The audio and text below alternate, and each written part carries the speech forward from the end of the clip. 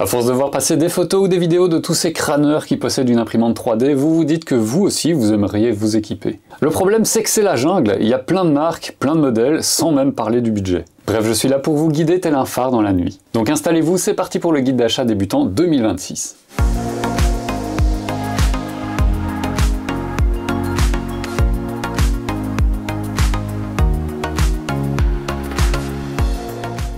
Comme chaque année vous l'attendez, voici mon guide d'achat des imprimantes 3D pour 2026, à savoir qu'on est en fin 2025, mais il y a toutes les promotions du Black Friday qui arrivent et cette vidéo vaudra jusque fin 2026, en toute logique, plus ou moins à cette période-ci. J'ai sélectionné selon moi quelles sont les meilleures imprimantes en fonction de tranches de budget. Donc on va commencer à moins de 300 €, de 300 à 500 €, de 500 à 1000 € et ensuite au-delà de 1000 €, pas de limite.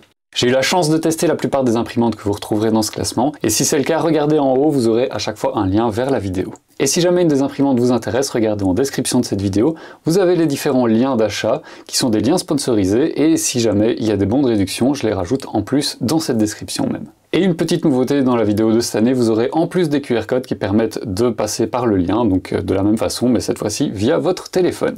Allez, maintenant, place à la vidéo. Commençons avec les imprimantes à moins de 300 € qui sont plutôt donc des imprimantes dédiées au petit budget, mais c'est pas pour autant qu'elles sont moins performantes que d'autres. La première à retenir est la Bambu-Lab A1 Mini, la petite imprimante de la marque, et malgré son volume d'impression de 18 par 18 par 18 cm, c'est une imprimante qui ne démérite pas. Alors honnêtement, c'est vraiment la super imprimante si vous voulez débuter à petit budget, puisqu'elle commence à 200 €, parce que en soi, pour ce prix-là, vous avez une imprimante qui est certes assez compacte avec un petit volume d'impression, mais elle fait tout toute seule. Calibration automatique du filament jusqu'à un certain point, vous avez le Wi-Fi, vous avez une caméra, vous avez la connexion au cloud, et en plus vous avez la possibilité d'imprimer jusqu'à 4 couleurs avec l'option AMS qui coûte environ 150 € en plus. C'est aussi et surtout l'imprimante parfaite si jamais vous voulez découvrir l'impression 3D avec des ados ou avec des enfants, parce que franchement c'est vraiment zéro prise de tête. Et en plus de ça, autre avantage, elle est très silencieuse en fonctionnement, en tout cas aussi silencieuse qu'une imprimante 3D pourrait l'être.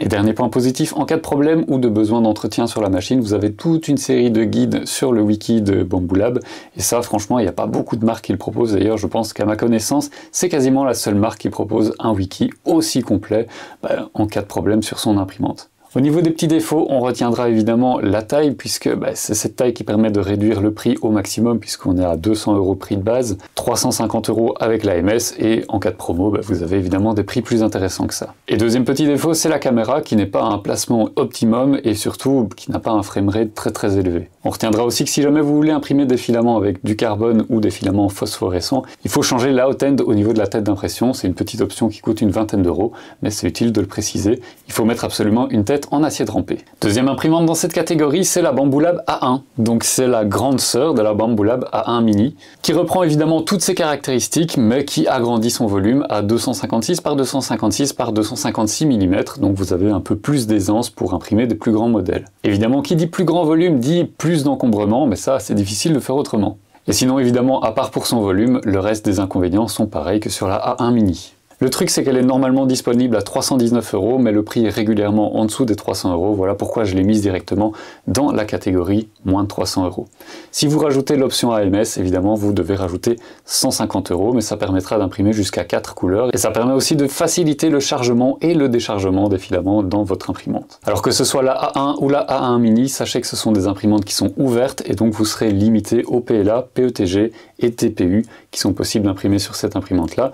Vous avez la possibilité d'imprimer d'autres filaments, mais vous avez beaucoup plus de probabilité d'avoir des échecs avec. Et justement, ça me permet de parler de la troisième et dernière imprimante de cette sélection, c'est la Century Carbon de chez Elegoo, qui est une imprimante ici qui est fermée, avec un volume d'impression de 256 par 256 par 256 mm, et du fait qu'elle soit fermée, ça vous permettra d'imprimer des filaments dits techniques, comme de l'ABS, de l'ASA ou bien du nylon. Cette imprimante se trouve aussi à moins de 300 €, là on est à la limite puisqu'on est à 299 €. Avec cette imprimante, vous avez le Wi-Fi, la caméra intégrée, mais vous n'avez pas la calibration automatique du débit du filament comme vous avez sur la A1 ou la A1 Mini. Malgré tout, c'est une très bonne imprimante qui est bien née avec toute une série de bonnes caractéristiques, et la diminution du prix vient surtout du fait que la Elegoo Century Carbon 2 arrive incessamment sous peu. Alors mon choix définitif dans cette catégorie dépendra surtout de votre budget. Donc si vous êtes vraiment ric-rac niveau budget, que vous voulez la moins chère possible mais que vous voulez avoir quelque chose de qualité, alors sans hésiter ce sera sur la A1 Mini que je m'orienterai. Avec éventuellement l'option AMS qui franchement apporte un confort au quotidien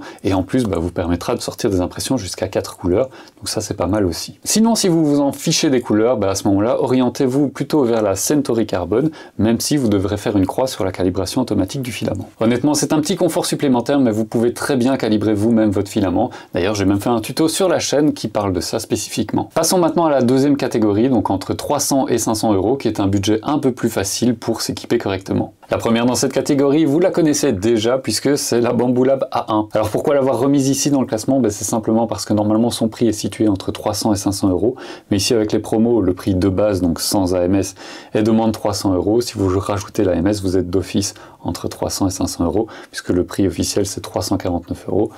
Honnêtement, l'AMS, je vous le dis, pour moi c'est pas une option, donc voilà pourquoi je l'ai remis directement ici dans cette catégorie. Du coup si vous avez un peu plus de budget mais que vous voulez rester sur des filaments simples avec la possibilité d'imprimer en 4 couleurs, pour moi c'est vraiment le modèle parfait, en tout cas pour débuter. La deuxième du classement, c'est la Flashforge AD5X. Alors pourquoi avoir mis cette imprimante dans le classement? Donc cette imprimante, elle se situe à 399 €. Elle a un volume d'impression de 22 par 22 par 22 cm, donc c'est inférieur à ce que vous avez avec la Centauri Carbone et avec la A1, tout en étant plus cher. Mais cette imprimante est capable d'imprimer nativement, donc sans option, 4 couleurs. Et aussi vous avez la possibilité d'imprimer en 4 couleurs avec des matériaux flexibles.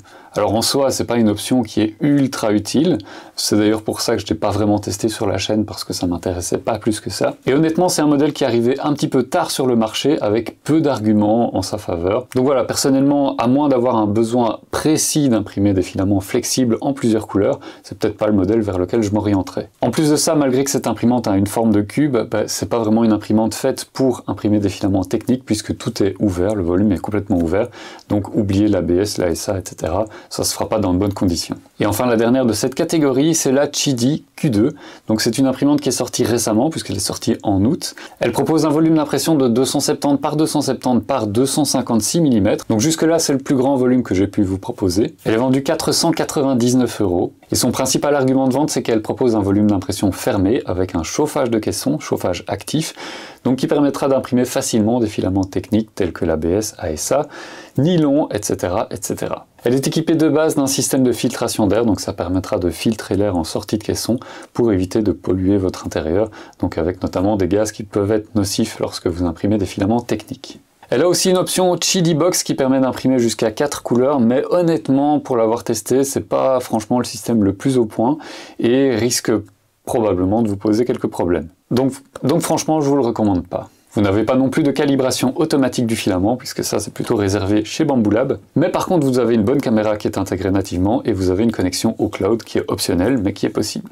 Honnêtement, c'est l'imprimante parfaite si jamais vous voulez imprimer des filaments techniques et vous en fichez totalement des couleurs. Mon choix pour cette catégorie, c'est si jamais vous n'avez absolument pas besoin d'une imprimante fermée, c'est la A1 avec AMS.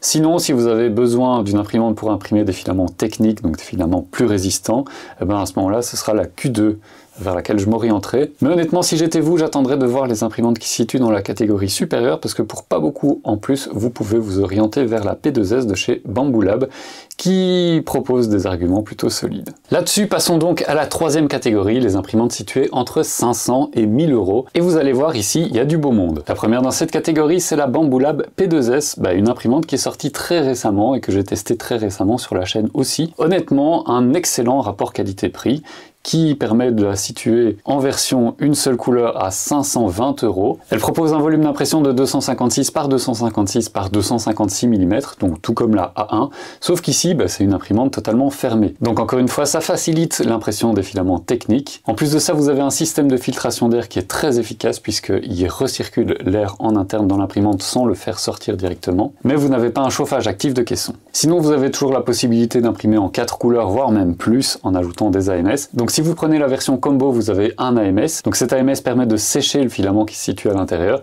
Donc ça permet d'éviter plus tard d'acheter éventuellement un sécheur de filament pour certains types de filaments. Sinon vous avez toujours une caméra, la connexion au cloud, la facilité et l'environnement Bambu Lab qui est franchement très facile d'accès. Elle dispose aussi d'une calibration full automatique du filament qui est une version améliorée par rapport à ce qui se faisait sur la A1. Et vous avez une excellente qualité de fabrication. En plus de ça, comme c'est une imprimante qui vient de sortir, vous êtes sûr d'être à la page pendant encore quelques années. La deuxième imprimante qu'on peut retenir dans cette catégorie, c'est la Creality K2, en version combo, donc avec le CFS qui permet d'imprimer jusqu'à 4 couleurs aussi. Ici on a un volume d'impression de 260 par 260 par 260 mm, donc autant dire c'est quasiment la même chose que la P2S. Si ce n'est qu'en version complète, vous la trouverez à 649 €. Elle fait aussi une calibration automatique du filament, si ce n'est que ici ça nécessite d'imprimer quelque chose sur le côté du plateau, donc vous perdez en volume d'impression lorsque vous utilisez cette option. Encore une fois, c'est une imprimante fermée, donc vous pouvez imprimer des filaments techniques relativement facilement avec. Elle a aussi un système de filtration de l'air, donc ça c'est quasiment indispensable pour ce type d'imprimante. Et enfin, vous avez la caméra et la connexion au cloud. Sinon, l'environnement logiciel chez Creality, c'est pas non plus leur force, donc voilà, si j'avais 100 € à mettre en plus, je préférerais plutôt m'orienter vers la P2S. Dernière imprimante dans cette catégorie, c'est une imprimante qui est vraiment dédiée à l'impression multicouleur, qui peut imprimer jusqu'à 4 couleurs en simultané, et ça sans déchets, ce qui n'est pas le cas de toutes les imprimantes que je vous ai présentées jusque maintenant. Et c'est une imprimante un petit peu spéciale qui est faite par Snapmaker, c'est la U1. Elle est disponible à 849 €, donc c'est la plus chère aussi dans cette catégorie. Elle dispose d'un volume d'impression de 270 par 270 par 270 mm, et c'est surtout la première imprimante 3D à 4 têtes d'impression indépendantes qui est dans ce classement. Donc je vous l'ai dit, l'intérêt principal c'est de pouvoir imprimer jusqu'à 4 couleurs sans déchets, et surtout très rapidement par rapport aux autres imprimantes qui sont obligées de faire des déchets, et pendant qu'elles font des déchets, ça prend du temps aussi. Malgré tout, c'est une imprimante qui est ouverte, donc elle n'est pas franchement recommandée pour les filaments techniques, mais si vous voulez faire surtout des impressions 3D en couleur avec des filaments simples, clairement c'est une super imprimante pour ça. Par contre, pour imprimer des filaments abrasifs, donc des filaments en carbone ou des filaments phosphorescents, il faudra passer par la caisse et prendre l'option avec des bus qui sont renforcés, donc avec de l'acier trempé, x4 forcément, puisqu'il y a 4 têtes d'impression, et du coup ça permettra d'imprimer ce type de filament, et ça sans abîmer vos buses. Enfin, elle dispose en natif d'une caméra et d'une connexion au cloud qui est optionnelle encore une fois, mais qui est possible. Ah, et alors dernier inconvénient pour cette imprimante, à l'heure actuelle où je vous parle, elle est en précommande, donc elle sera disponible en mars 2026 seulement.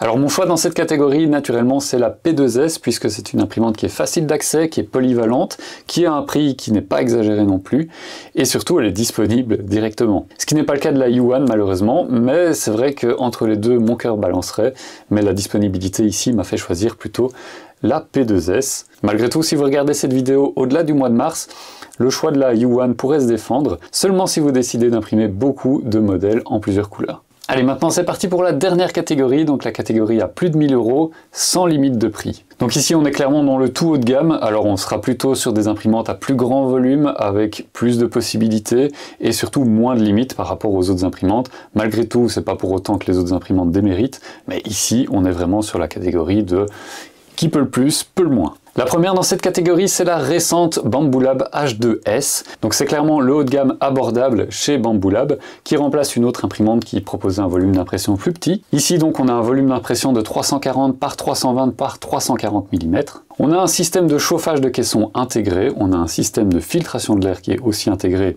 Jusque-là, c'est normal. On a toujours la caméra, le cloud, mais aussi en option, elle peut faire graveur découpeur laser 10 watts. Et pour le prix du combo, donc de 1399 €, vous avez aussi la MS2 Pro qui est inclus dedans. Attention par contre, parce que vous avez 120 € de frais de port à rajouter au prix de l'imprimante, c'est pas négligeable non plus. Mais pour ce prix, vous avez le plus grand volume d'impression qui est disponible chez Bambu Lab. Vous avez toujours la qualité, l'environnement logiciel de chez Bambu Lab. Vous avez une super imprimante et franchement, rien ne lui fait peur. La deuxième dans cette catégorie, c'est la Bambu Lab H2D, donc qui est en fait sortie avant la H2S, mais qui est une évolution, si vous voulez, de la H2S, qui dispose d'une tête d'impression avec 2 hot ends dessus, donc qui permettent d'imprimer avec 2 filaments différents en simultané sans déchets. Vous avez un système de servomoteur qui permet de changer en fait la hot end directement. Donc évidemment vous avez toutes les fonctionnalités de la H2S, si ce n'est qu'en plus elle fait découpeur, graveur laser 40 watts ou bien 10 watts. Et puis surtout le fait d'avoir 2 hot ends sur la même tête d'impression, ça va permettre de mélanger plusieurs matières différentes qui normalement ne seraient pas mélangeables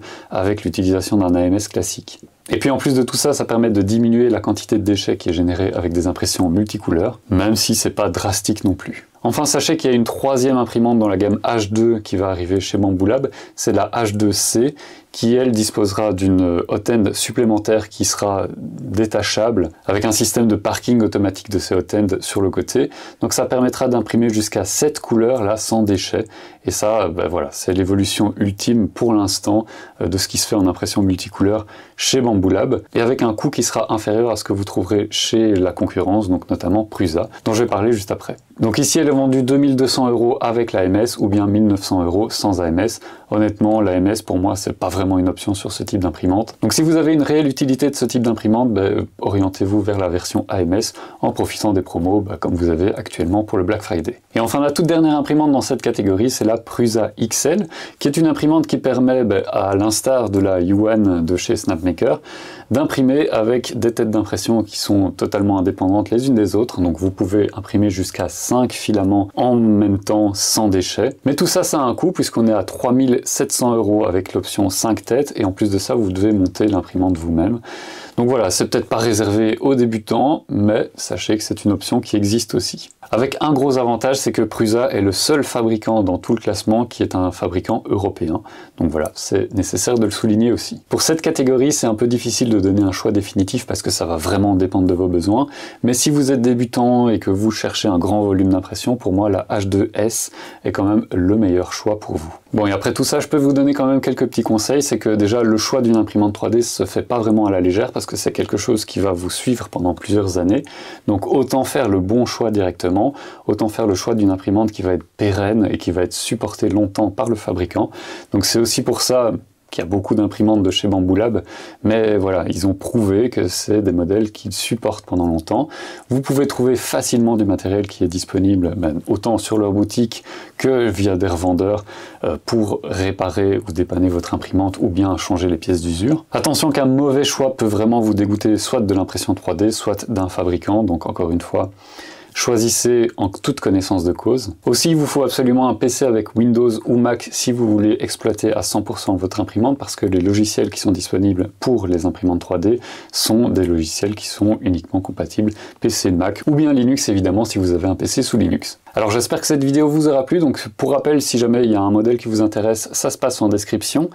N'hésitez pas à mettre un petit commentaire si jamais vous avez des questions, un petit like, ça fait plaisir aussi. La chaîne, si vous la découvrez seulement maintenant, je vous encourage vivement à aller voir une vidéo qui est suggérée ici par YouTube. C'est la vidéo ultime pour les débutants, donc il y aura plein de questions qui seront répondues dans cette vidéo, donc n'hésitez pas à aller la voir. Sinon, vous avez une autre vidéo qui est suggérée par YouTube, et là c'est fait automatiquement. Allez, moi je vous dis à très bientôt pour une prochaine vidéo, et d'ici là, portez-vous bien. Ciao!